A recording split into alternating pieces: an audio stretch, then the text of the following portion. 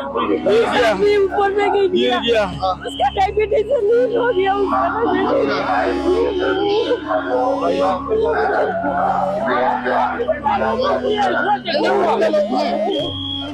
प्रयागराज के महाकुंभ में भगदड़ के बाद रोते बिलखते चीखते चिल्लाते और अपनों को खोने के बाद की ये तस्वीरें जिसने भी देखी वो सिहर उठा।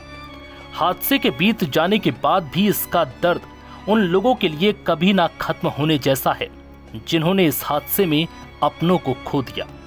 इन्हीं में से एक हैं यूपी के बलिया से आए दिनेश पटेल, जो परिवार के साथ आए तो महाकुंभ में स्नान करने थे, लेकिन भगवान को शायद कुछ और ही मंजूर था। इस भगदड़ में दिनेश की पत्नी और उनकी 8 साल की बेटी की मौत हो गई। हादसे के बाद दिनेश ने बताया कि मां के साथ बेटी ने महाकुंभ जाने की जिद की थी, इसलिए अपने साथ प्रयागराज ले गया, लेकिन भगवान को कुछ और ही मंजूर था। नहाने से पहले ही भीड़ ने उन्हें कुचल दिया, जिसमें पत्नी और बेटी की मौत हो गई। दिनेश बताते हैं कि लाखों की भीड़ में जो गिरा वो उठ ना सका। भीड़ लोगों को कुचलती रही। वहां थोड़ी देर बाद चीखते लोग और लाशें दिखी। दिनेश की ये दर्द और पीड़ा असहनीय थी। बेटी की जिद पूरी करने के चक्कर में दिनेश अपनी बेटी और पत्नी दोनों को खो बैठे। दिनेश मां, पत्नी और बेटी के साथ स्नान के लिए कुंभ गए थे, लेकिन किसे पता था कि उनकी बेटी और पत्नी फिर कभी वापस नहीं लौटेंगी। बता दें कि महाकुंभ में भगदड़ में बलिया के 4 लोगों की मौत हुई है। मृतकों में मां बेटी भी हैं।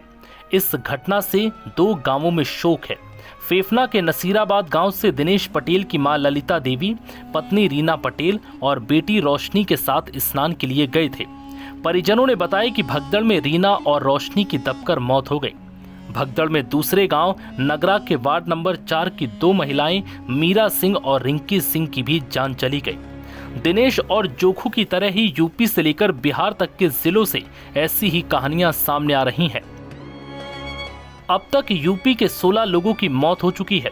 इनमें 9 महिलाएं, 1 बच्ची और 5 पुरुष हैं।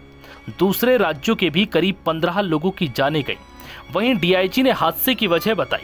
उनका कहना है कि मौनी अमावस्या के ब्रह्म मुहूर्त के समय लोगों की भारी भीड़ का दबाव बना था।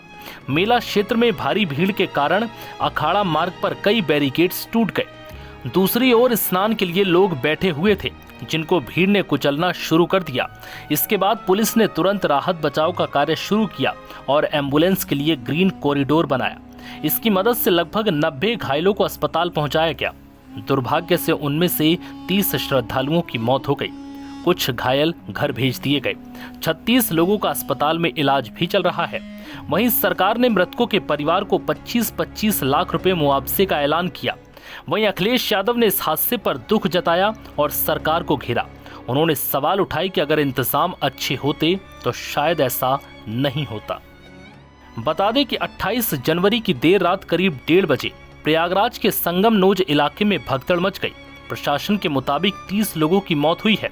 बता दें कि 29 जनवरी को दोपहर होते होते मौनी अमावस्या का शाही स्नान भी हो गया, लेकिन इन 30 मौतों के लिए जिम्मेदार कौन है, ये सवाल अब भी सामने है।